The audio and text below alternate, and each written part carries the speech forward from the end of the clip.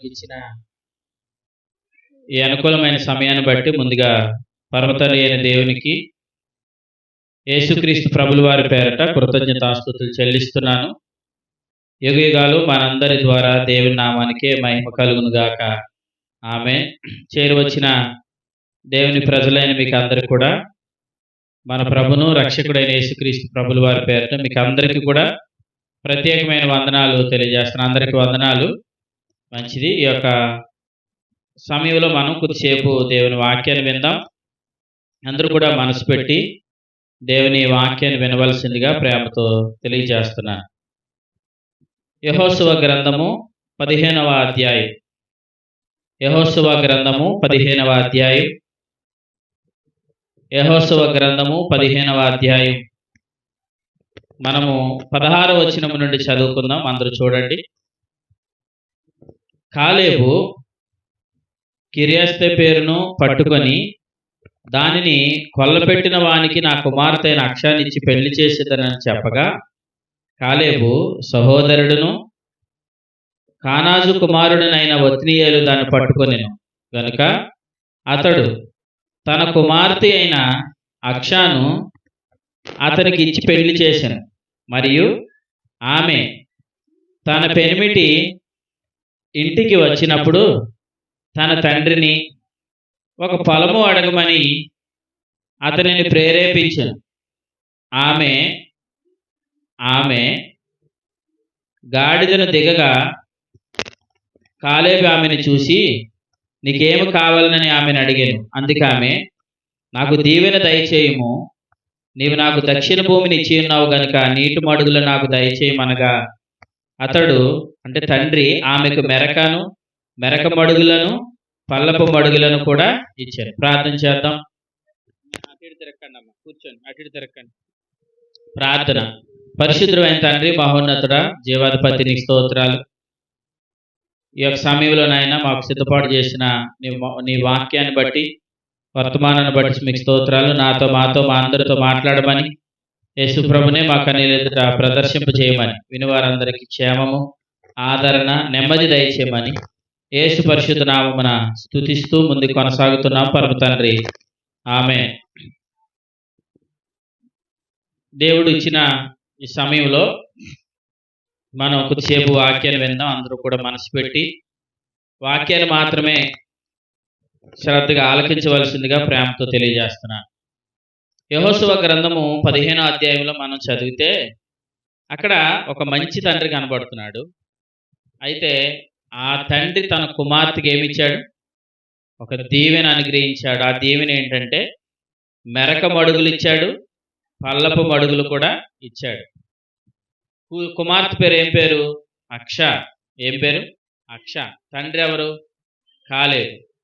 ఇప్పుడు కుమార్తెకి తండ్రి ఇచ్చిన బహుమానం మంచిది, శ్రేష్టమైంది. మనం దీన్ని సంఘానికి, రెండోదిగా పరలోకపు తండ్రిని మనం తీసుకొని మనం ఆలోచిస్తే, ఇప్పుడు ఈ కాలేబు అనే తండ్రి మంచివాడా చెడ్డవాడా? మంచివాడు. భూమి మీద ఉన్న తల్లిదండ్రులు అందరూ ఎవరు? మరి కాలేబు కూడా ఏమవుతాడు? చెడ్డవాడు అవుతాడు. కానీ కాలేబు కుమార్తె దృష్టిలో మాత్రం ఎవరు? మంచివాడు. ఆ తండ్రి తన కుమార్తెకి ఏమిచ్చాడు? పొలము మెరక మడుగులు ఇచ్చాడు, పల్లపు మడుగులు కూడా ఇచ్చాడు. మనం గమనించగలిగితే కాలేబు ఈ భూమి మీద ఉన్న తండ్రి కాలేబు అయితే, అక్ష అనగా ఎవరు అని అంటే, అక్ష అనగానే సంఘం. అక్ష అనగా ఎవరు? సంఘం. కాలేబు ఎవరు అని అంటే మన పరమ తండ్రి అయిన దేవుడు. ఇలా మనం ఆలోచించేసి కొన్ని ప్రాముఖ్యమైన సంగతులు మనం నేర్చుకుందాం. అసలు సంఘం అంటే ఎవరు? సంఘం అంటే ఎవరు? సంఘం అంటే మనం అన్నారు కదా. సరే, మనం చూద్దాం. ఎఫెసీయులకు రాసిన పత్రిక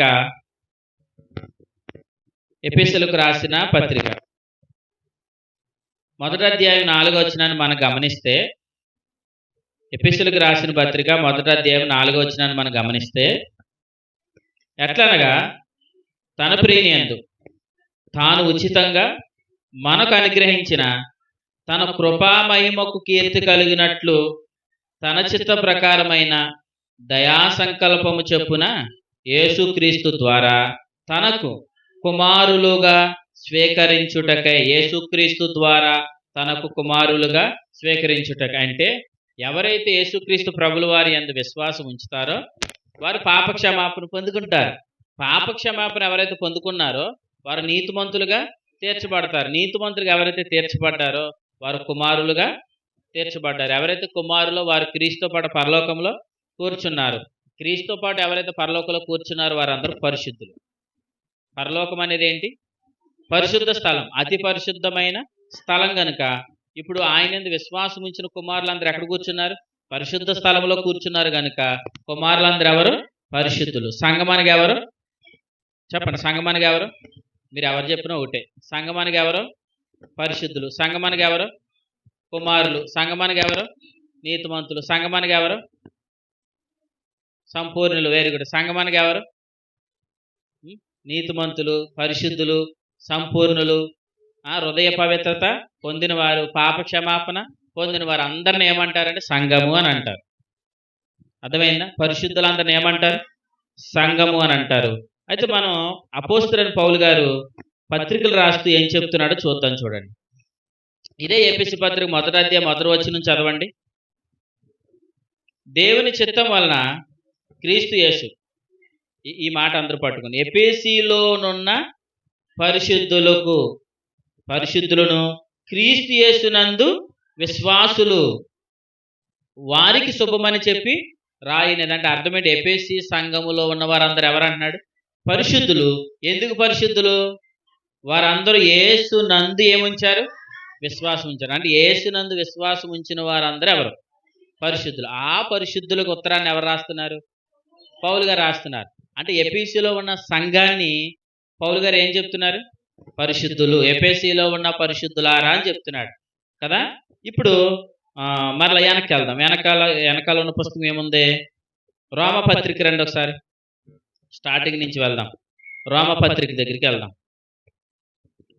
రోమపత్రిక 1వ అధ్యాయం 2వ వచనంలో ఏమని చూడండి. రోమపత్రిక 2వ అధ్యాయం 2, 7 వచనం కలిపి ఉన్నాయి కదా. దేవుని సువార్త నిమిత్తం ప్రత్యేకింపబడి వాడినైన పౌలు రోమాలో ఉన్న దేవుని ప్రియులు. చెప్పండి, రోమాలో ఉన్న దేవుని ప్రియులు. ఆ ప్రియులు ఏమన్నాడు? పరిశుద్ధులు అని అన్నాడు. ఎవరెవరు పరిశుద్ధులు? ఇక్కడ ఏమన్నాడు? ప్రియులు. ఎవరు ప్రియులు? దేవుని ప్రియులు. దేవుని ప్రియులు. సంఘం అంటే ఎవరు? దేవుని ప్రియులు. సంఘం అంటే పరిశుద్ధులు. పరిశుద్ధులు అంటే దేవుని ప్రియులు. అర్థమైందా? ఇప్పుడు రామపత్రిక తర్వాత కనబడుతున్న పుస్తకం ఏంటి? కొరింథీయులకు రాసిన పత్రిక. కొరింథీ పత్రికలు ఏమంటున్నాడు చూడండి. కొరింథీయులకు రాసిన మొదటి పత్రిక 1వ అధ్యాయం 2వ వచనం. వెంకటలక్ష్మి రాస్తున్నావా? రాయ్. కొరింథీయులకు రాసిన మొదటి పత్రిక 1వ అధ్యాయం 2వ వచనం. కొరింథీలో ఉన్న దేవుని సంఘం. చెప్పండి, కొరింథీలో ఉన్నది ఎవరు? దేవుని సంఘం. కొరింథీలో ఉన్న పరిశుద్ధులు. కొరింథీలో ఉన్న దేవుని ప్రియులు. కొరింథీలో ఉన్న నీతి మంతులు అని చెప్తున్నాడా. కొరింథీయులకు రాసిన 2వ పత్రిక 1వ అధ్యాయం 1వ వచనం. కొరింథీయులకు రాసిన 2వ పత్రిక 1వ అధ్యాయం 1వ వచనం ఇలా అంటున్నాడు. కొరింథీలో ఉన్న దేవుని సంఘం. కొరింథీలో ఉన్న దేవుని సంఘం అని అంటున్నాడు. ఇలా మనం గమనించగలిగితే ఎఫెసీ పత్రిక కూడా చూసాం కదా. ఫిలిప్పీ పత్రికలోనికి వెళ్దాం చూడండి. ఫిలిప్పీలో ఉన్న క్రీస్తు యేసునందలి పరిశుద్ధులు. ఎవరు? పరిశుద్ధులు. కొలసి పత్రిక రండి. కొలసి పత్రిక 1వ అధ్యాయం 1వ వచనం. కొలసీలో ఉన్న పరిశుద్ధులు. తెస్సలోనికీయులకు రాసిన పత్రిక రండి. తెస్సలోనికీయులకు రాసిన మొదటి పత్రిక 1వ వచనం. తెస్సలోనికలో ఉన్న సంఘము. తెస్సలోనికలో ఉన్న సంఘము. 2వ పత్రిక చూడండి.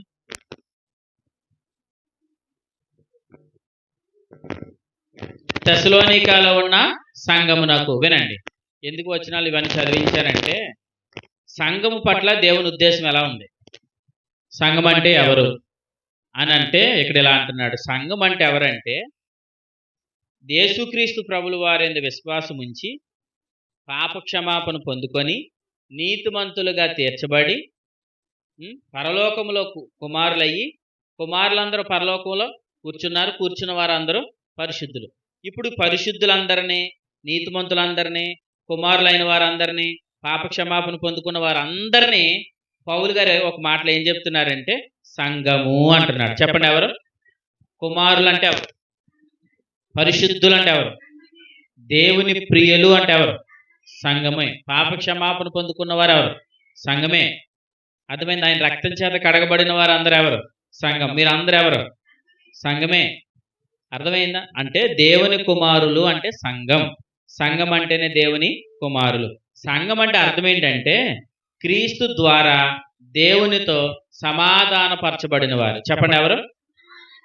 సంఘము అంటే అర్థం ఏంటంటే దేవునితో సమాధాన పరచబడిన వారు. మనందరూ ఎవరో సమాధానపరచబడ్డాం. ఎవరితో? దేవునితో. ఎవరి ద్వారా? క్రీస్తు ద్వారా. క్రీస్తు ద్వారా దేవునితో సమాధానపరచబడిన వారే సంఘము. ఆ సంఘమే కుమారులు. ఆ సంఘమే దేవుని ప్రియులు. అర్థమైందా? సంఘము దేవునికి ప్రియులనండి. అంటే దేవుని ప్రియుడే సంఘం. అర్థమైందా? ఇప్పుడు నేను ఎలా చెప్తున్నాను. ఇప్పుడు సంఘము కుమారులైతే ఇప్పుడు ఆయన ఏమవుతాడు? తండ్రి. సంఘము కుమారులైతే ఆయన ఎవరు? తండ్రి. ఆయన పిల్లలు ఎవరు? సంఘం. ఆయన కుమారులు ఎవరు? సంఘం. ఆయన ఎవరు? తండ్రి. సంఘం ఎవరు? కుమారులు. ఇప్పుడు నేను అంటాను, మనం అందరూ ఎవరు? కుమారులు. మనందరూ ఎవరు? కుమారులు. ఆయన మనకి ఏమయ్యాడు? తండ్రి. చెప్పండి, ఎవరు? తండ్రి. ఇప్పుడు కాలేబు ఆయన కుమార్తెకి ఏమిచ్చాడు? నేను ఇలా అంటున్నాను, పొలము అవన్నీ మీరు గుర్తుపెట్టుకోకపోయినా బహుమానాన్ని ఇచ్చాడు. ఏమిచ్చాడు? బహుమానాన్ని ఇచ్చాడు. మంచి బహుమానాన్ని ఇచ్చాడా? చెడ్డ బహుమానాన్ని ఇచ్చాడా? మంచి బహుమానమే ఇచ్చాడు. మరి కాలేబు మంచోడా చెడ్డోడా? కాలేబు మంచోడా చెడ్డోడా అని అంటే, ఒకవేళ కాలేబు మంచోడా చెడ్డోడా అని అంటే మీరేమంటారు? ఒకవేళ అక్షయ ఏమని వచ్చి మీ మీద గొడవ పెడుతుందేమో అని, మా నాన్న చెడ్డోడా అంటారేమో అన్న ఫీలింగ్ మీకు ఉండొచ్చు. కానీ వాస్తవానికి మనం చెడ్డోళ్ళు అంటలేదు. అర్థమైందా? మీరు ఎవ్వరు చెడ్డోళ్ళు అని అంటలేదు. ఎవరు చెడ్డోడు అని చెప్పారు? భూమి మీద ఉన్న తల్లిదండ్రులందరూ కూడా చెడ్డవారని చెప్పింది ఎవరు? ఎవరు? చూడండి, మత్తయి సువార్త. మత్తయి సువార్త, మత్తయి గారు రాసిన సువార్త 7వ అధ్యాయం.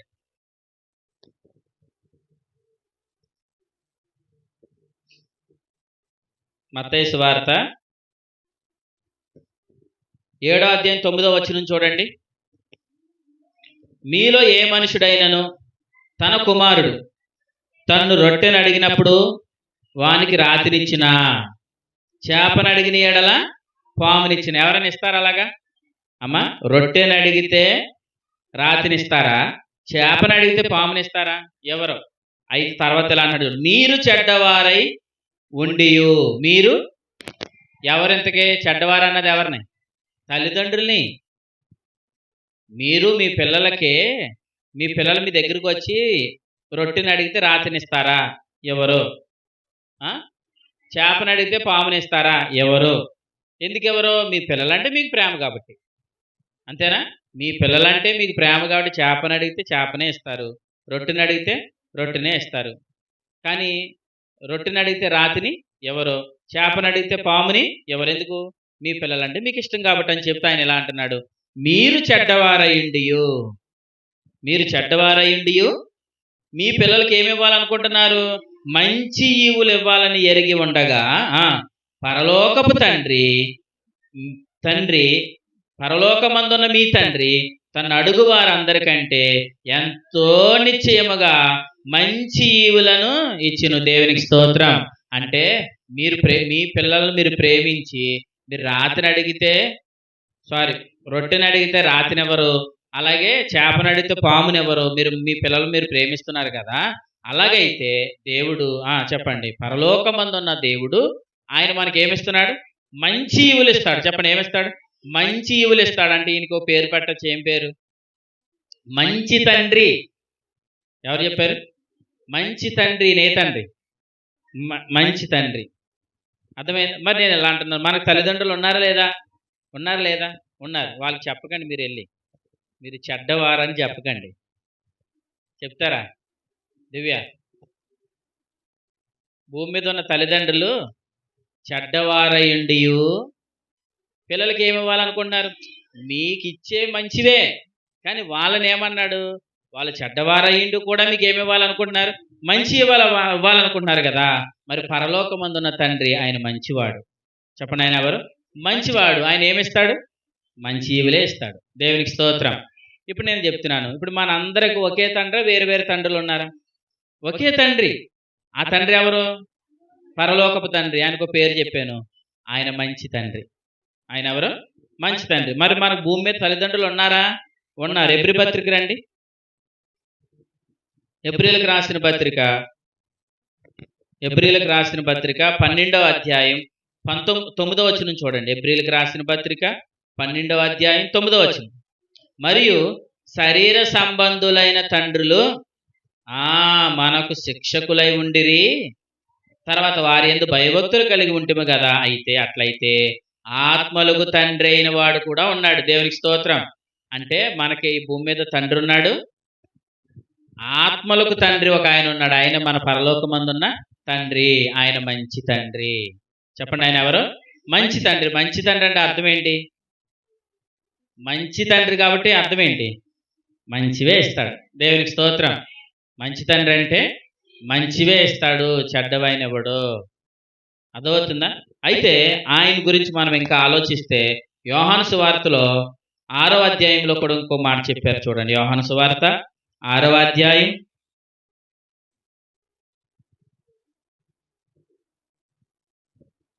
32 చదవండి. యోహాను సువార్త 6వ అధ్యాయం 32వ వచనం. కాబట్టి యేసు, పరలోకము నుండి వచ్చు ఆహారం మోసే మీకు వేయలేదు, నా తండ్రే పరలోకము నుండి వచ్చు నిజమైన ఆహారం మీకు అనుగ్రహించి ఉన్నాడు. చెప్పండి, నా తండ్రి ఏ ఆహారం ఇచ్చాడు? నిజమైన ఆహారం ఇచ్చాడు కదా. మరి ఇప్పుడు ఆ తండ్రికి పేరు పెట్టచ్చు. ఏం పేరు చెప్తారు? నిజమైన తండ్రి. చెప్పండి, నిజమైన తండ్రి. మత్తయి సువార్త 7వ అధ్యాయంలో మంచి తండ్రి, ఇక్కడ నిజమైన తండ్రి. ఏ తండ్రి? తండ్రి శరీర సంబంధమైన తండ్రి కాదు, మన ఆత్మలకు తండ్రి. అర్థమవుతుందా? ఆయన మంచి తండ్రి. తర్వాత మంచి తండ్రి, ఇప్పుడు చెప్పిన దాని ప్రకారం నిజమైన తండ్రి. ఇంకొక మాట కూడా చూపించి నేను ముందుకు వెళ్తాను. యాకోబు రాసిన పత్రిక 1వ అధ్యాయం 17వ వచనాన్ని చూడండి. శ్రేష్టమైన ప్రతి ఈవియు సంపూర్ణమైన ప్రతి వరమును పరసంబంధమైనదై జ్యోతిర్మయుడగు తండ్రి యొద్ద నుండి వచ్చును. ఇక్కడే తండ్రి, జ్యోతిర్మయుడగు తండ్రి. చెప్పండి, ఎవరు? జ్యోతిర్మయుడగు తండ్రి, నిజమైన తండ్రి, మంచి తండ్రి. ఎవరి తండ్రి? మన తండ్రి, నా తండ్రి, మీ తండ్రి. అర్థమైంది? ఆయన మంచి తండ్రి, దాంట్లో ఏ తేడా లేదు. నిజమైన తండ్రి, దాంట్లో ఏం తేడా లేదు. జ్యోతిర్మయుడగు తండ్రి, ఆయనే మన తండ్రి. అర్థమైందా? ఇప్పుడు నేను ఇలా అంటున్నాను, కాలేబు దగ్గరకు వచ్చి అక్షయ్ ఏమడిగిందంటే, నాకు ఒక దీవెన దయచేయి అని అన్నది. నాకు ఒక దీవెన దయచేయి అని అడిగి ఏమడిగిందామే? నాకు ఏమడిగింది? యెహోషువ గ్రంథము 15వ అధ్యాయం ఏమడిగిందంటే చూడండి. 15వ అధ్యాయం 19వ వచనం ఇలాగ అడుగుతుంది. అందుకు ఆమె, ఎవరు? కుమార్తె, తండ్రి దగ్గరికి వచ్చేలాడు, నాకు దీవెన దయచేయము, నీవు నాకు దక్షిణ భూమినిచ్చి ఉన్నావు కదా, నీటి మడుగులను నాకు దయచేయి. ఏమడిగింది? నాకు నీటి మడుగులు దయచేయి తండ్రి అని అడిగింది. అప్పుడు ఆ తండ్రి ఏం చేశాడంట? అమ్మా, నీటి మడుగులేం కర్మ. ఏమన్నాడు? ఆమెకు మెరక మడుగులను పల్లపు మడుగులను కూడా ఇచ్చేశాడంట తండ్రి. ఎవరికే? కుమార్తెకి. దీవెన అడిగింది, కానీ తండ్రి ఏం చేశాడు? మెరక మడుగులు ఇచ్చేశాడు, పల్లపు మడుగులు ఇచ్చాడు. మెరక మడుగులు ఇచ్చాడు, పల్లపు మడుగులు కూడా ఎవరికి ఇచ్చాడు? కుమార్తెకి ఇచ్చాడు. ఎవరు? తన తండ్రి. ఇప్పుడు చెప్పండి, అక్షాన్ని ప్రేమించిన కాలేబు కంటే గొప్ప తండ్రి ఎవరు ఉన్నారు? మన తండ్రి ఉన్నాడు. ఇప్పుడు చెప్పండి, మరి మనం ఒక దీవెన అడిగితే దేవుడు మెరక పొలాన్ని ఇస్తాడా, పల్లం భూమిని ఇస్తాడా? నేను ఇలా అంటున్నాను, పల్లము భూమిని ఇవ్వగలడు, మెరక భూములు కూడా ఇవ్వగలడు. దేవునికి స్తోత్రం. అర్థమవుతుందా? ఆయన వినండి, మన తండ్రి ఎవరని చెప్పాను? మంచి తండ్రి. రెండోది నిజమైన తండ్రి. మూడోది జ్యోతిర్మయుడగు తండ్రి. ఈ తండ్రి మనకి ఏమిస్తాడంటే మెరక మడుగులు ఇవ్వగలడు, పల్లపు మడుగులు కూడా ఇవ్వగలడు. ఏమైనా పక్షపాతం ఉంటుందా ఇంట్లో? చెప్పండి, పక్షపాతం ఏమైనా ఉంటుందా? పక్షపాతం కలిగిన తండ్రి అయినా మన తండ్రి. చూడండి, ఆయన పక్షపాతం కలిగిన తండ్రా. పేతురు గారు రాసిన మొదటి పత్రిక, పేతురు గారు రాసిన మొదటి పత్రిక మొదటి అధ్యాయం 17వ వచనం చూడండి. పేతురు గారు రాసిన మొదటి పత్రిక మొదటి అధ్యాయం. పక్షపాతం లేకుండా ఇక్కడ చూడండి, తండ్రి అని ఉంటుంది చూడండి. అక్కడ పక్షపాతము లేని తండ్రి. అర్థమైంది? అర్థం కాలేదా? పక్షపాతము లేని తండ్రి, నిజమైన తండ్రి, మంచి తండ్రి, జ్యోతిర్మయుడకు తండ్రి. ఆయనకి ఏం లేదు, పక్షపాతం లేదు. అర్థమైందా? ఇంకో మాట చెప్పమంటారా? ఇలా రాయబడింది బైబిల్లో, ఆయన అన్యాయస్తుడు కాదు. మన తండ్రి ఎవరు కాదు? అన్యాయస్తుడైన వాడు కాదు.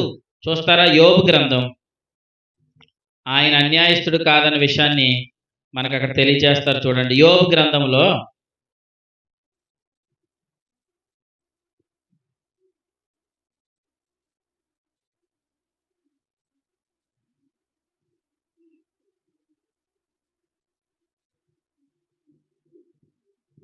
యోబు గ్రంథం 34వ అధ్యాయం.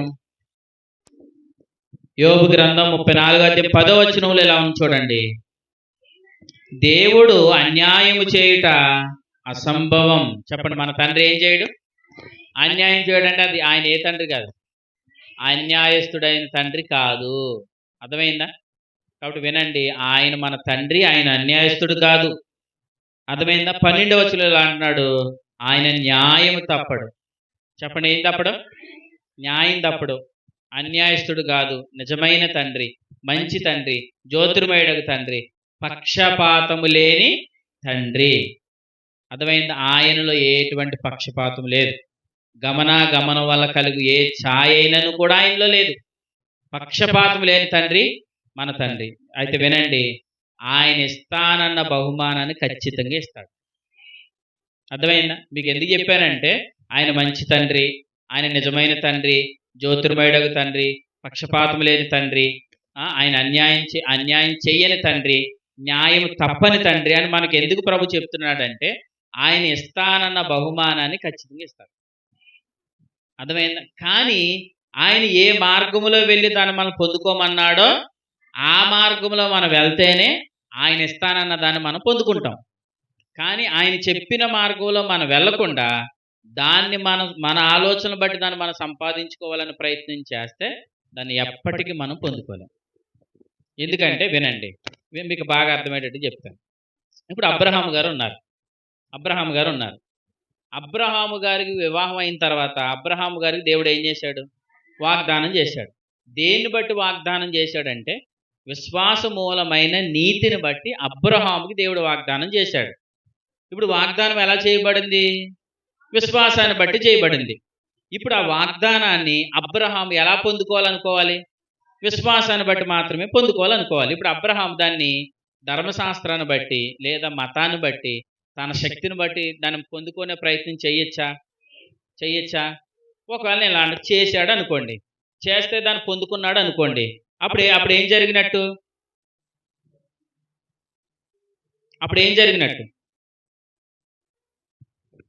మరలా చెప్తున్నాను వినండి. ఇప్పుడు దేవుడు అబ్రహాంకి వాగ్దానం చేశాడు. మీరు వాక్యం వినాలి. మరియమ్మ గారు వాక్యం వింటున్నారా? వినండి. అబ్రహాము గారికి దేవుడు వాగ్దానం చేశాడు. ఎలా వాగ్దానం చేశాడు? విశ్వాసాన్ని బట్టి. చూడండి రోమపత్రిక 4వ అధ్యాయం.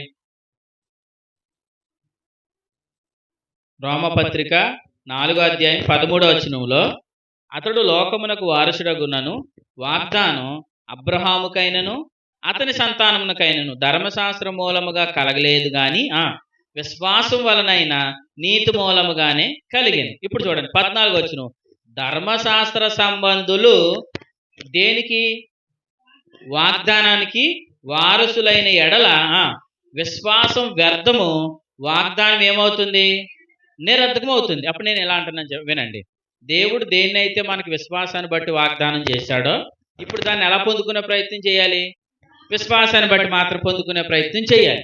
ఇప్పుడు ఒకవేళ విశ్వాసాన్ని బట్టి కాకుండా ధర్మశాస్త్రాన్ని బట్టి, అంటే నేనేదో చేసి దాన్ని పొందుకునే ప్రయత్నం చేయాలి అని అనుకున్న బాపతులో ఒకవేళ ఆ ప్రయాణంలో దాన్ని నేను పొందుకుంటే చెప్పండి, అప్పుడు దాన్ని నేను ఎలా పొందుకున్నాను?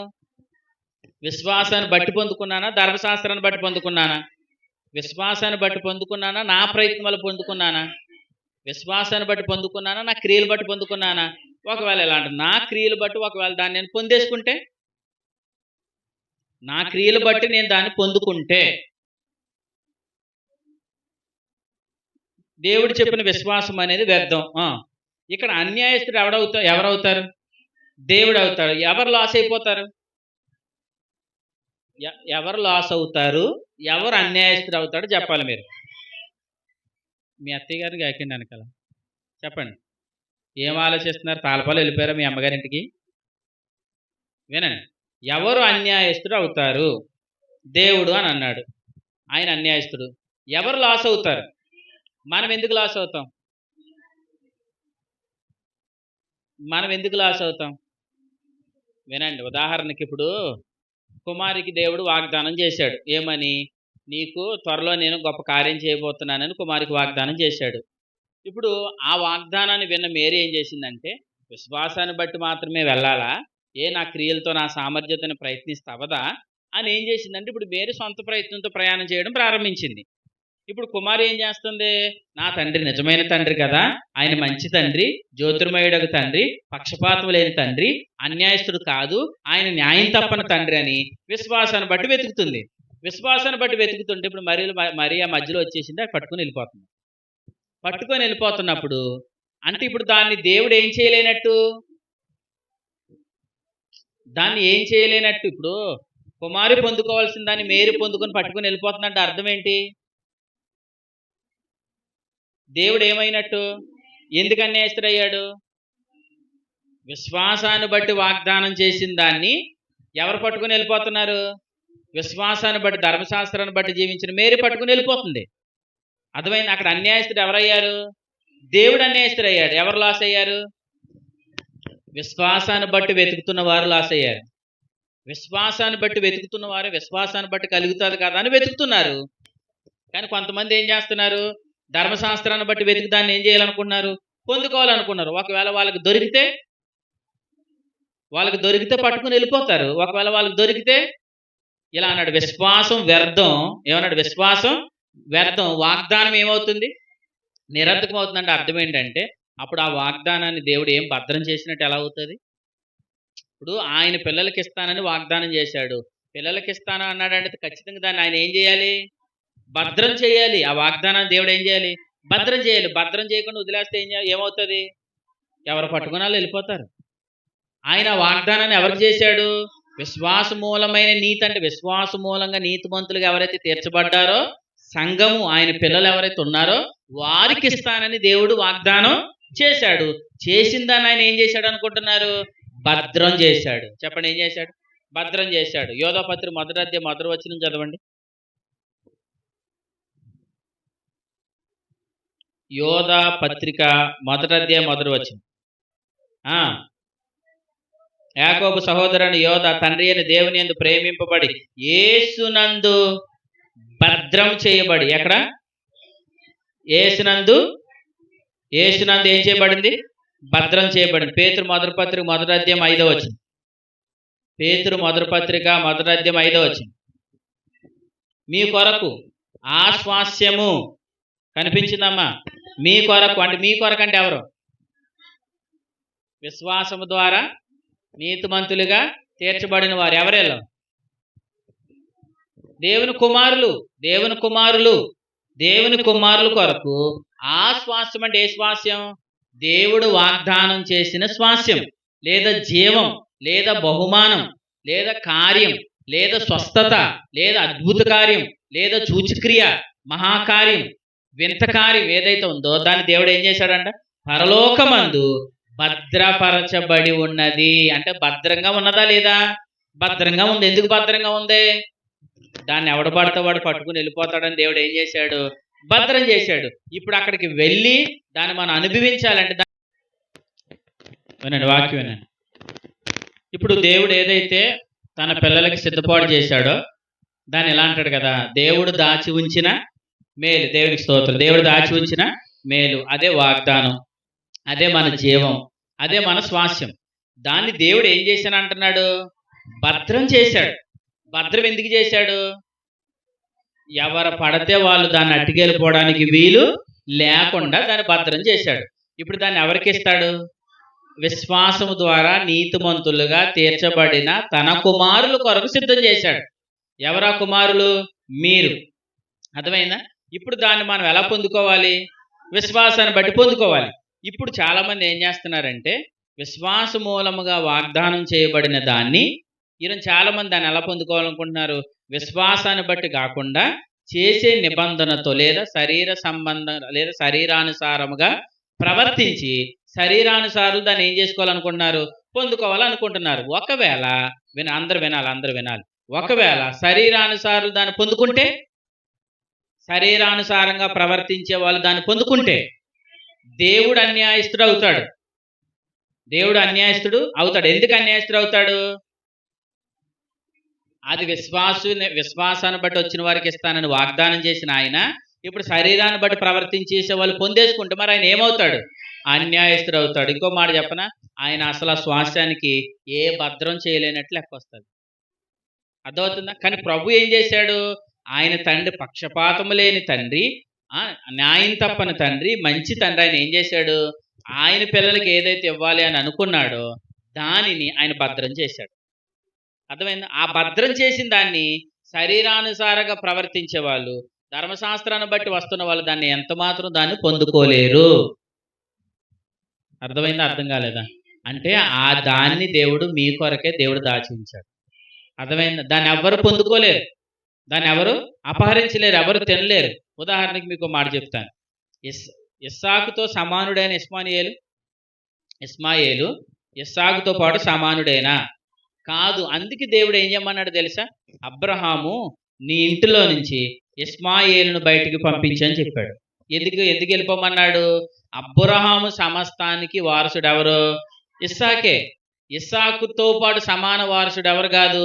ఇస్మాయేలుగా. అందుకే ఏం చేశాడు? ఇస్సాకు తినే దాంట్లో ఇస్మాయేలుకి వాటా లేదు. అర్థమైందా? ఎందుకు? ఇస్సాకుకే దేవుడు ప్రత్యేకపరిచాడు. అబ్రహాం ఆస్తంతా కూడా ఎవరికి? ఇస్సాకు. ఎందుకంటే ఇస్సాకే వాగ్దాన పుత్రుడు. చెప్పండి, వాగ్దాన పుత్రుడు. మరి ఇస్మాయేలు ఎలా పుట్టాడు? వాగ్దానాన్ని బట్టి పుట్టలేదు, శరీర సంబంధంగా పుట్టాడు. శరీరాన్ని బట్టి పుట్టినవాడు ఇస్మాయేలు, వాగ్దానాన్ని బట్టి పుట్టినవాడు ఇస్సాకు. మరి ఇప్పుడు అబ్రహాం ఆస్తంతా ఎవరికి? ఇస్సాకే. మరి ఇప్పుడు ఇస్మాయేల్ని ఏం చేయాలి?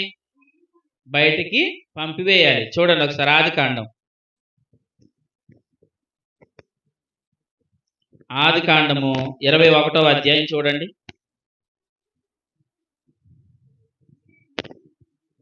ఆదికాండము 21వ అధ్యాయం 10వ వచనం. ఈ దాసిని దాని కుమారుని వెలగొట్టుము, ఈ దాసి కుమారుడు నా కుమారుడైన ఇస్సాకుతో వారసుడై ఉండడు. అర్థమైంది? ఇస్సాకే, ఇస్మాయేలే. కుమారుడు కుమారుడే, దాసుడు దాసుడే. అర్థమైందా? కాబట్టి మన వాగ్దానాన్ని దేవుడు ఏం చేశాడు? భద్రం చేశాడు. దాని శరీర సంబంధులు లేదా శరీరానుసారంగా ప్రవర్తించే వాళ్ళు, విశ్వాసానికి వేరుగా వెళ్తున్న వారు ఆ వాగ్దానాన్ని, ఆ యొక్క జీవం అనే వాగ్దానాన్ని, ఆ దాచి ఉంచిన మేలుని వారు ఎప్పటికీ పొందలేరు. ఒకవేళ వారు పొందుకుంటే దేవుడు అన్యాయస్తుడు అవుతాడు, విశ్వాసం వ్యర్థమవుతుంది, వాగ్దానం నిరర్థకమవుతుంది. అర్థమైందా? కాబట్టి వినండి, నీ భాగాన్ని దేవుడు నీ కొరకే ఉంచాడు. అర్థమైందా? నీ భాగాన్ని దేవుడు నీ కొరకే ఉంచాడు. మేరీ రావడం ఆలస్యమైంది కదా, కుమారికి ఇవ్వడం. అర్థమైంది? ఎవరి భాగాన్ని దేవుడు వారికే ఉంచాడు. అర్థమైంది? ఎందుకు? ఆయన అన్యాయస్తుడు కాదు, పక్షపాతం లేని తండ్రి కాబట్టి నీ భాగాన్ని నీ కొరకు ఉంచాడు. ఆ భాగాన్ని మనం పొందుకోవడానికి ఏం చేయాలి? విశ్వాసాన్ని బట్టి, విశ్వాస మూలముగా మనం జీవించినప్పుడు ఆ వాగ్దానం ఏదైతే దేవుడు మన కొరకు దాచి ఉంచాడో దాన్ని మనం పొందుకుంటాం. దేవునికి స్తోత్రం. నిజంగా మనము సంఘముగా లేదా దేవుని పిల్లలుగా మన పట్ల దేవునికి చాలా ఉన్నతమైన ఆలోచన. మీకు ఒక మాట చెప్పనా? ఈరోజు మీకు తెలిసిన సంగతులు కొంతమందికి తెలియకుండా మీరు వచ్చేంత వరకు కొంతమందికి ఈ సంగతులన్నీ మరుగు చేసేసాడు. తెలుసా మీకు? నిజంగా మనకి ఈ సంగతులు తెలియాలని పూర్వమందు ఉన్న ప్రవక్తలకు కానీ, పూర్వమందు ఉన్న వారు ఎవ్వరికి కూడా తెలియకుండా ప్రధానులకు, అధికారులకు ఈ సంగతులన్నీ మరుగు చేసి ఇప్పుడు మనకు బయలుపరిచాడు. దేవునికి స్తోత్రం. అంటే అర్థం ఏంటి? మన భాగాన్ని మన కొరకు ప్రత్యేకంగా ఉంచాడు. అర్థమైందా? యాకోబు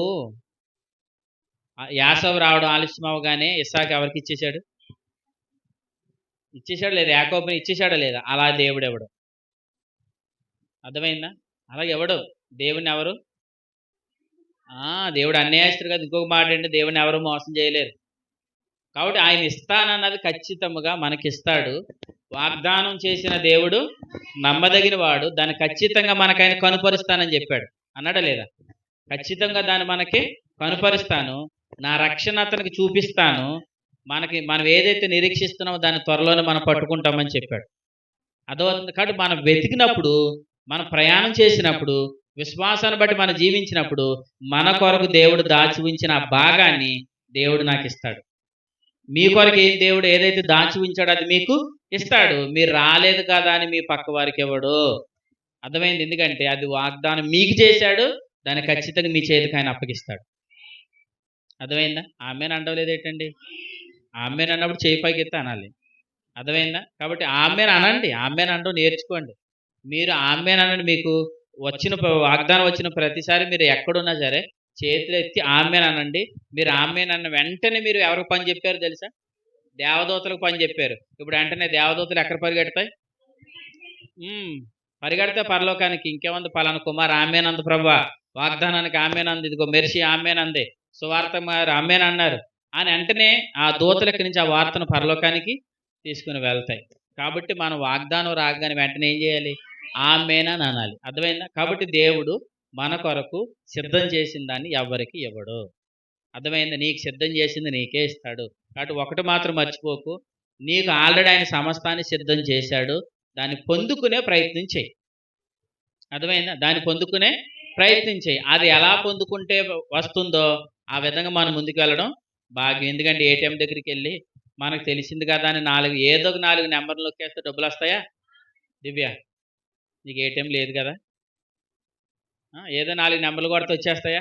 3 నెంబర్లు సరైన కొట్టి ఒక నెంబర్ తేడా కొట్టినా డబ్బులు రా. అలాగే దేవుని దగ్గర మనకు ఏదైతే దేవుడు జీవాన్ని భద్రం చేశాడో, శ్వాసాన్ని భద్రం చేశాడో, మేలును భద్రం చేశాడో దాన్ని మరొకరికి ఇవ్వడు. ఖచ్చితంగా దాన్ని మనమే పొందుకుంటాం. మనం పొందుకునేంత వరకు దాన్ని ఆయన దాచి ఉంచుతాడు. అర్థమైందా? కాబట్టి మన విశ్వాసాన్ని బట్టి మనం పరిగెడతాం. విశ్వాస మూలంగా మనం జీవిస్తే దాన్ని ఖచ్చితంగా మనం త్వరలో దాన్ని చూస్తాం. అర్థమైందా? చూడండి ఒకసారి ఆదికాండంలో ఆయన మనల్ని ప్రేమిస్తున్నాడు అనడానికి ఒక రుజువు కూడా చూపిస్తాను. చూడండి ఆదికాండము 25వ అధ్యాయం. ఆదికాండము 25వ అధ్యాయం 5వ వచనం చూడండి. వీరందరూ కేతూర సంతతి వారు. అబ్రహాము తనకు కలిగిన యావత్తు ఎవరికి ఇచ్చాను? చెప్పండి. తనకు కలిగింది యావత్తు ఎవరికి ఇచ్చాను? ఇస్సాకు ఇచ్చాను. తర్వాత అబ్రహాము తన ఉపపత్నుల కుమారులకు ఏమిచ్చి పంపించేశాడు? బహుమానాలు ఇచ్చి పంపించేశాడు. యావత్తు ఎవరికి ఇచ్చాడు? ఇస్సాకు మాత్రం. ఇస్సాకు ఏమో యావత్తు ఇచ్చాడు, ఉపపత్నుల కుమారులకేమో బహుమానాలు ఇచ్చి పంపించేశాడు. వినండి, నీకు బహుమానాలు ఇచ్చి పంపించడు, నీకు యావత్తు ఇస్తాడు. అర్థమైంది? ఆయన యావత్తు ఇవ్వడానికి ఇష్టపడుతున్నాడు కానీ నీకు ఏదో చిన్నపాటు ఇచ్చేసి నేను పంపించేసేవాడు కాదు. అర్థమైందా? ఆయనకి ఇలా రాయబడింది, కృప చూపుటకు ఐశ్వర్యవంతుడు మన తండ్రి. మన తండ్రి ఎవరు? ఐశ్వర్యవంతుడు, సర్వ కృపానిధి కలిగిన వాడే మన తండ్రి. దేవుడు అని అనకండి, ఆయన మనకి తండ్రి.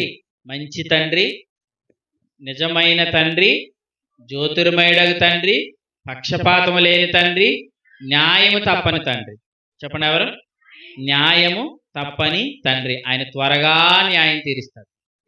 చెప్పండి, త్వరగా న్యాయం తీరుస్తాడు. ఆయన ఎంత మాత్రం ఆలస్యం చేయవాడు కాదు. అర్థమైందండి? ఆయన వాగ్దానం చేసిన దాన్ని ఆయన ఏం చేశాడు అని చెప్పాను. వాగ్దానం చేసిన దాన్ని ఆయన ఏం చేశాడు? ఫస్ట్ భద్రం చేశాడు. దాన్ని మనం ఎలా పొందుకోవాలి? విశ్వాస మూలముగా జీవించి దాన్ని మనం పొందుకోవాలి. అలా పొందుకున్నప్పుడు ఆయన చూడండి త్వరగా న్యాయం తీరుస్తానని చెప్పాడు. లూకాసు వార్త 18వ అధ్యాయం, 7వ వచనం. లూకాసు వార్త 18వ అధ్యాయం 7వ వచనం. దేవుడు తాను ఏర్పరచుకొనిన వారు దివారాత్రులు తన్ను గూర్చి మొరపెట్టుచుండగా అదిగో చూసారా వారికి న్యాయం తీర్చడా. 8వ వచనం, ఆయన వారికి త్వరగా న్యాయం తీర్చును. దేవునికి స్తోత్రం. మరియమ్మ గారు ఎప్పుడు తీరుస్తాడంటే న్యాయం? మీరేం మాట్లాడుకుంటున్నారు నాకు అర్థం కావడం లేదు. వినండి, ఆయన త్వరగా న్యాయం తీరుస్తాడు.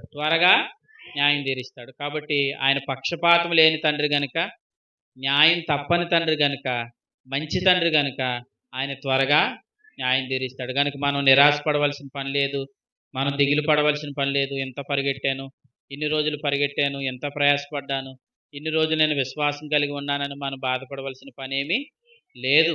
అర్థమవుతుందా? ఆయన మనకి న్యాయం తీర్చేంత వరకు విశ్వాసంలో నుండి మనం తొలగిపోకుండా నిరీక్షణ కలిగి సువార్తలోంచి కుడిమికి ఎడమ తొట్టిలు పోకుండా మనం ముందుకు నడిచినప్పుడు ఖచ్చితంగా మనం నిరీక్షించిన దాన్ని మనం పట్టుకుంటామని చెప్తున్నాడు. కొలసీ పత్రిక 1వ అధ్యాయం 23వ వచనం. ఈ మాట చదవండి చివరిగా. కొలసీలకు రాసిన పత్రిక 1వ అధ్యాయం 23వ వచనం.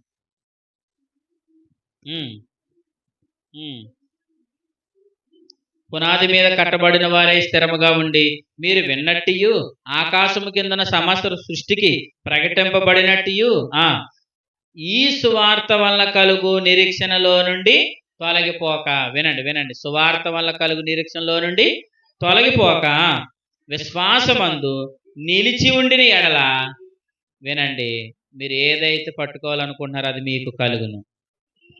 అర్థమైందా? ఏమవద్దు అంటున్నాడు? సువార్త వలన కలుగు నిరీక్షణలో నుండి తొలగిపోకుండా విశ్వాసమందు నిలిచి ఉండిన ఎడల మీరు ఏదైతే నిరీక్షిస్తున్నారో దాన్ని మీకు కలుగును అంటున్నాడు. అర్థమైందా? ఓర్పు కలిగి, సహనం కలిగి మనం ఎదురు చూస్తున్నప్పుడు మనం నిరీక్షించిన దాన్ని ఖచ్చితంగా మనం పట్టుకుంటాం.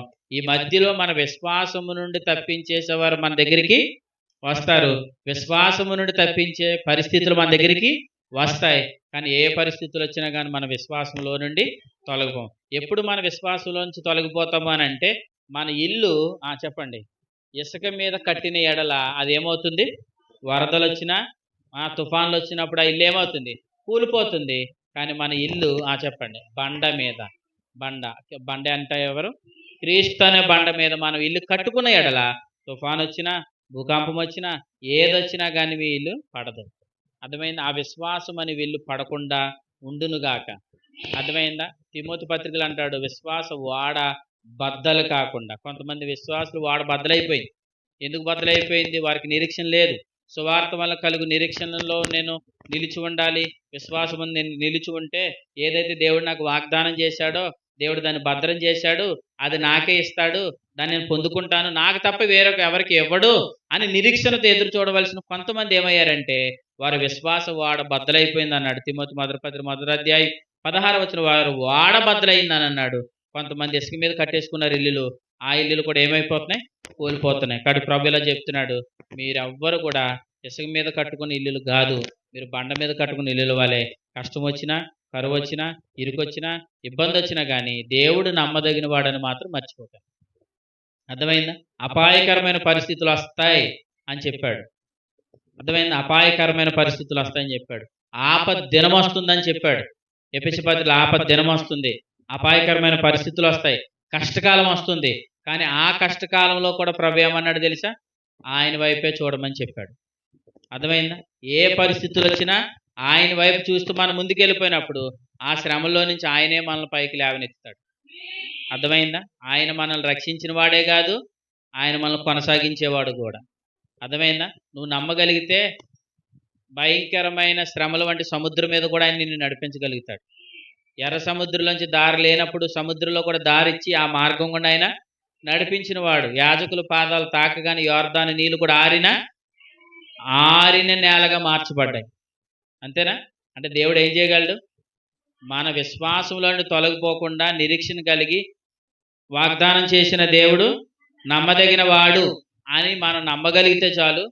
ఆయన ఖచ్చితంగా వాగ్దానం చేసిన దేవుడు నమ్మదగిన వాడు, ఖచ్చితంగా నన్ను ఆయన గమ్యానికి చేరుస్తాడని నువ్వు నమ్మగలిగితే ఆ వాడలో నువ్వు నిలుచుండు చాలు. ఎక్కడ నిలుచుండాలి?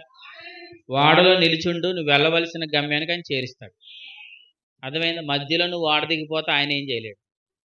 అంతే నమ్మకం. మరి మధ్యలో వాడ దిగిపోతే ఆయన ఏం చేయలేడు. నువ్వు ఆయన వచ్చేంత వరకు ఆ వాడలోనే నిలుచుండండి. ఆయన ఖచ్చితంగా మనల్ని ఆయన గమ్యానికి చేరుస్తాడు. చివరిగా మాట చూడండి, ప్రభు జ్ఞాపకం చేస్తున్నారు. ఈ మాట చెప్పి ముగిస్తాను. యోహాను సువార్త 6వ అధ్యాయం చూడండి. యోహాను సువార్త 6వ అధ్యాయం. కాబట్టి ఎవరు కూడా మీ విశ్వాసపు ఇల్లును ఎవరు పడగొట్టుకోకుండా, ఎవరు కూడా విశ్వాసపు వాడ బదలుగొట్టుకోకుండా మీరు ఉండాలని, స్థిరులుగా ఉండాలని తెలియచేస్తూ యోహాను సువార్త 6వ అధ్యాయం చూడండి. యోహాను సువార్త 6వ అధ్యాయం 16వ వచనం. సాయంకాలం అయినప్పుడు ఆయన శిష్యులు సముద్రం వద్దకు వెళ్ళి దోణి ఎక్కి సముద్రపు అద్దరినున్న కపెర్నహూమునకు పోవచ్చుండరు. ఎక్కడికి వెళ్తున్నారు? కపెర్నహూముకి వెళ్తున్నారు. దేని మీద? దోణి మీద. దోణి ఎక్కడ నడుస్తుంది? సముద్రం మీద. సముద్రం మీద దోణిలో శిష్యులు ఉన్నారు, కపెర్నహూముకి వెళ్తున్నారు. వెళ్తున్న దారి మధ్యలో ఏమైంది చూడండి. 17. అంతలో చీకటి ఆయన గాని యేసు వారి వద్దకు ఇంకా రాలేదు. అప్పుడు పెద్ద గాలి విసరగా సముద్రం పొంగుచుండెను. వారు ఇంచుమించు 2 కోసులు దూరం దోణి నడిపించిన తర్వాత, అర్థమైందా? అంటే అప్పటికి ఏమొస్తుందంట? భయంకరమైన తుఫాన్ వచ్చింది, గాలి వచ్చింది, సముద్రపు అలలు రేగుతున్నాయి. అంటే అపాయకరమైన పరిస్థితికి వచ్చారా లేదా? వచ్చారు. ఆపద్దినం వచ్చిందా లేదా? కష్టదినం వచ్చిందా లేదా? కానీ వినండి, ఆ కష్టదినంలో కూడా అప్పుడు ఎవరు వచ్చారని చూడండి. యేసు సముద్రం మీద నడుచుచు వారి దగ్గరికి వచ్చాడు. చెప్పండి, ఎవరు వచ్చారు? యేసు ప్రభు వారి సముద్రం మీద నడుచుచు వచ్చారు. అప్పుడు 21వ వచనం ఇలా జరిగింది చూడండి. ఆయనను దోణి మీద ఎక్కించుకొనుటకు వారు ఇష్టపడిరి. వెంటనే ఆ దోణి వారు వెళుచున్న ప్రదేశానికి, చెప్పండి, వెళుతున్న ప్రదేశానికి అంటే వారు ఎక్కడికి వెళ్ళాలనుకున్నారు అక్కడికి ప్రభు చేర్చాడు. దేవునికి స్తోత్రం. నేను ఇలా అంటున్నాను, మనం ఏం పట్టుకోవాలనుకున్నాం దాని త్వరలో మనం పట్టుకుంటాం. ఆయన ఏమన్నాడు? సువార్త వల్ల కలుగు నిరీక్షణలో నుండి తొలగిపోక విశ్వాసమందు మీరు నిలకడగా ఉండిన ఎడల మీరు నిరీక్షిస్తున్న దాన్ని ఖచ్చితంగా పట్టుకుంటారు. నిశ్చయంగా పట్టుకుంటాం. ఎందుకంటే ఆయన మన కొరకు దాచి ఉంచిన మేలు, ఆయన మన కొరకు భద్రం చేసిన స్వాస్యం, ఆయన మన కొరకు దాచి ఉంచిన జీవం, అది నీకే ప్రభు ఇస్తాడు. అది నీ కొరకే భద్రం చేశాడు. దాని శరీర సంబంధులు ఎవ్వరూ స్వతంత్రించుకోలేరు. అర్థమైందా? శరీరానుసారంగా ప్రవర్తించే వాళ్ళు ఎవరు కూడా, ధర్మశాస్త్రాన్ని అనుసరించిన వాళ్ళు ఎవరు కూడా దాన్ని ఎప్పటికీ పొందుకోలేరు. అర్థమైంది? అది నీ కొరకే దేవుడు ప్రత్యేకపరిచాడు, దేవుడు నీకే ఇస్తాడు. కనుక ఆయన ఇచ్చేంత వరకు నువ్వు నిరీక్షణలోంచి తొలగిపోకండి. మీ విశ్వాసపు వాడ బద్దలు కొట్టుకోకండి. అంతేకాదు, మీరు ఎవరు కూడా విశ్వాసం అనే ఇల్లు మీరు ఎక్కడ కట్టుకోలేదు? ఇసుక మీద కట్టుకోలేదు. మీ ఇల్లు ఎక్కడుంది? బండ మీద ఉంది. ఆయన మాటల మీద మీరు కట్టుకునే ఎడల ఖచ్చితంగా మీరు తొలగిపోరు. అర్థమైందా? కొన్ని శ్రమలు వచ్చినప్పుడు, కొన్ని బలహీనతలు వచ్చినప్పుడు కొంతమంది తొలగిపోతున్నారంటే అర్థం ఏంటనుకుంటున్నారు? వారు ఆయన వాక్యం మీద కట్టుకోలేదు. వాక్యం అనే బండ మీద, క్రీస్తు అనే బండ మీద వారు కట్టుకుంటే ఆ శ్రమంలో కూడా వారు ధైర్యంగా నిలబడగలుగుతారు. ఆ శ్రమంలో వారు దేవుడు సహాయం చేస్తారు. వీళ్ళ కుడిమికి ఎడమికి తొట్టిల్లిపోతున్నారంటే అర్థం ఏంటి? వీళ్ళు ఎక్కడ కట్టుకోలేదు? బండ మీద కట్టుకోలేదు. ఎక్కడ కట్టుకున్నారు? అందుకే ప్రభువులోనికి వచ్చిన మన అందరిని కూడా దేవుడు అన్యాయస్తుడు కాదు గనక తగిన కాలం ముందు దేవుడు మనల్ని హెచ్చింపజేస్తాడు. అర్థమైందా? ఆ సమయం వచ్చేంత వరకు మనం కనిపెట్టుకుంటూ ఉండాలి, ఎదురు చూస్తూ ఉండాలి. ఆయన ఎంత మాత్రం సిగ్గుపరచువాడు కాదు. కాబట్టి ఈ విషయాన్ని మీరు జ్ఞాపకం పెట్టుకోండి. కాలేబు తన కుమార్తెకి ఏమి ఇచ్చాడు చెప్పండి. ఇప్పుడు ఏమిచ్చాడు? పల్లము భూములు ఇచ్చాడు, మెరక భూములు కూడా ఇచ్చాడు. ఎవరు? తండ్రి. ఎవరికి? కుమార్తెకి. కానీ ఇంతకు ఆ తండ్రి కూడా ఎవరు? ఆ తండ్రి కూడా పక్షపాతం కలిగిన తండ్రి. ఎందుకంటే కాలేబు కూడా మంచోడు అని చెప్పలేదు కదా. దేవుడు ఏమన్నాడు? మీ తండ్రులందరూ మీరు చెడ్డవారైంది కూడా మీ పిల్లలకి ఏమి ఇవ్వాలనుకుంటున్నారు? మంచి ఇవ్వాలనుకుంటున్నారు. కానీ మన తండ్రి ఎవరు? ఆయన మంచి తండ్రి. చెప్పండి, నిజమైన తండ్రి, జ్యోతిర్మయుడగు తండ్రి, న్యాయం తప్పని తండ్రి, పక్షపాతము లేని తండ్రి. ఆయన ఖచ్చితంగా ఏం చేస్తాడు? న్యాయం తీరుస్తాడు. ఆయన పిల్లల కొరకు భద్రం చేసిన వాటన్నిటినీ ఆయన పిల్లలకి ఇస్తాడు తప్ప మరొకరు ఎవరికి ఇవ్వడు. అర్థమైందా? దాన్ని నువ్వు మాత్రం ప్రయత్నం చేయి, దాన్ని నువ్వు పొందుకుంటావు. ప్రయత్నం చేయడం అంటే అర్థం ఏంటంటే, నేను మంచి ఉపవాసం చేసేస్తే, 7 వారాలు ఉపవాసం చేసేస్తే, 40 రోజులు ఉపవాసం చేసేస్తే దాన్ని పొందుకుంటాను కాదు. ప్రయత్నం చేయడం అంటే అర్థం ఏంటంటే, ఆయన వాక్యాన్ని వినడం, వినదాన్ని విశ్వసించడం, విశ్వాసం ఉంచిన దాన్ని నువ్వు విశ్వాసంతో మాట్లాడడం. దీన్నే విశ్వాస మూలముగా జీవించట. విశ్వాస మూలంగా జీవించిన వారు దాన్ని పొందుకుంటారు, కానీ శరీరానుసారంగా ప్రవర్తించే వాళ్ళు ఎవరు దాన్ని పొందుకోలేరు. అది మీ కొరకే దేవుడు భద్రం చేశాడు, మీకే ఇస్తాడు కనుక దాన్ని మీరు అందరూ స్వతంత్రించుకుందురుగాక. ఆమేన్. తల వంచండి, ప్రార్థన. తల వంచండి, ప్రార్థన చేసుకుందాం. పరిశుద్ధుడైన తండ్రి, మంచి తండ్రి, నిజమైన తండ్రి, జ్యోతిర్మయుడగు తండ్రి, నీకు స్తోత్రాలయ్యా. ఈ లోకపు తండ్రులు చెడ్డవారైనప్పటికీ కూడా తమ పిల్లలకు మంచి ఈవులు ఇవ్వాలనుకుంటారు. మీరైతే మీరు మంచి తండ్రివి, మంచి ఈవులు ఇవ్వాలనుకుంటున్నావు. నిజమైన తండ్రివి, నిజమైన ఈవులు ఇవ్వాలనుకుంటున్నావు. జ్యోతిర్మయుడగు తండ్రివి, శ్రేష్టమైనవి ఇవ్వాలనుకుంటున్నావు ప్రభువా. అవునయ్యా, మీ కుమారులమైన మా కొరకు మీరు శ్రేష్టమైనవి, మంచివి, నిజమైనవి నాయన మా కొరకు మీరు భద్రం చేశారు. అయ్యా ఆయన మా కొరకు మీరు భద్రం చేశారు నాయన. కాలేబు తన కుమార్తెకి మెరక భూములు, పల్లపు భూములు కూడా ఇచ్చాడు. అంతకంటే శ్రేష్టమైనవి మా కొరకు మీరు సిద్ధపాటు చేశారు. అంతకంటే మంచివి మా కొరకు సిద్ధపాటు చేశారు. అంతకంటే నిజమైనవి మా కొరకు మీరు సిద్ధపాటు చేశారు. దాన్ని మాకే ఇస్తానని మీరు వాగ్దానం చేశారు. విశ్వాస సంబంధులకే వాటిని ఇస్తానని చెప్పారు. అయ్యా, విశ్వాసమూలమైన నీతిని పొందిన విశ్వాసమూలమైన నీతిని బట్టే మీరు వాగ్దానం చేశారు. దాని విశ్వాసాన్ని బట్టి మాత్రమే మేము పొందుకునే కృపను మాకు ఇవ్వండి అయ్యా. దాని ధర్మశాస్త్ర సంబంధులు, శరీరానుసారంగా ప్రవర్తించే వాళ్ళు దాన్ని ఎంత మాత్రం పొందుకోలేరు. ఎందుకంటే మా కొరకు మీరు వాగ్దానం చేసినవి మేము మాత్రమే అనుభవించాలి. ఇస్సాకు ఆహారం నాయన ఇస్మాయేలు భుజించడానికి ఎంత మాత్రం అర్హుడు కాదు. అందుకే ఇంటిలో నుండి ఇస్మాయేలు వెళ్ళగొట్టండి అని చెప్పాం. అబ్రహామునైనా కుమారుడికి ఇస్సాక్కి సమస్తాన్ని ఇచ్చి, అయ్యా ఉపపత్నులు కుమారులకి నైనా బహుమానాలు ఇచ్చి పంపివేసినట్లుగా అయ్యా మా కొరకు ఒక ప్రత్యేకమైన దాన్ని దాచి ఉంచారు. ఉన్నతమైన దాన్ని మా కొరకు మీరు దాచి ఉంచారు. దాన్ని మీరు భద్రం చేశారంటేనే అది ఎంత శ్రేష్టమైందో మాకు అర్థమవుతుంది, ఎంత ఉన్నతమైందో మాకు అర్థమవుతుంది ప్రభువా. త్వరలో దాన్ని మేము పట్టుకొనుటకు మీరు కృప దయచేయండి ప్రభువా. అయ్యా, సువార్త వల్ల కలుగు నిరీక్షణలో నుండి తప్పిపోకుండా విశ్వాసమందు నిలకడగా మీరు ఉన్న ఎడల అది మీకు కలుగుతుందని చెప్పారు. అవునాయన, మీరు నిరీక్షిస్తున్న దాన్ని మీరు పట్టుకుంటారని చెప్పారు. అయ్యా నాయన, మేము ఏదైతే ఎదురు చూస్తున్నామో దాన్ని మీరు కనుపరుస్తానని చెప్పారు. అయ్యా, మేము ఎదురు చూస్తున్న దాన్ని నాయన త్వరలో మాకు చూపిస్తానని చెప్పారు. అవును ప్రభా నాయన, మా కొరకు మీరు భద్రం చేసిన దాన్ని మేమందరము అనుభవించే కృప కలుగునుగాక. మేమందరం విశ్వాస మూలముగా జీవించి మా కొరకు మీరు ఏదైతే దాచి ఉంచారో ఆ మేలును నాయన మేమందరం అనుభవించడానికి సహాయం చేయండి. అయ్యా, మా కొరకు సిద్ధపాటు చేసిన ఎవ్వరివి కాదు, మా కొరకు సిద్ధపాటు చేసిన ఎవ్వరికి ఇవ్వరు గనక వాటిని మేము సమస్తాన్ని అనుభవించడానికి మీరే మా కృప దయచేయండి. ఇంతవరకు నీ మాటలు విన్న నీ ప్రియ బిడ్డలందరినీ కూడా మీ కృపచేత నీ బిడ్డలందరినీ భద్రం చేసినందుకు మీకు స్తోత్రాలు. విన్న ప్రతి మాట నీ బిడ్డల హృదయాల్లో మీరు స్థిరపరచండి నాయన. వారికి ఆదరణ, నెమ్మది, క్షేమాభివృద్ధి దయచేయండి తండ్రి.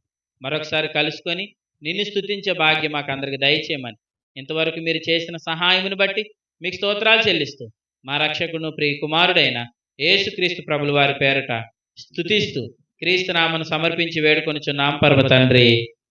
ఆమేన్, ఆమేన్, ఆమేన్. తండ్రి అయిన దేవుని ప్రేమ, కుమారుడైన యేసుక్రీస్తు ప్రభుల వారి కృప, పరిశుద్ధాత్మ కన్యని సహవాసం, నిత్య సన్నిధి ఇప్పుడు ఎల్లప్పుడూ కూడి వచ్చిన మనందరికీ, అలాగే నాయన నీ మాటలు ఎంతమంది అయితే విన్నారో వారందరికీ నిత్యము సదాకాలం తోడైయుండును గాక. ఆమేన్, ఆమేన్. అందరికీ వందనాలు.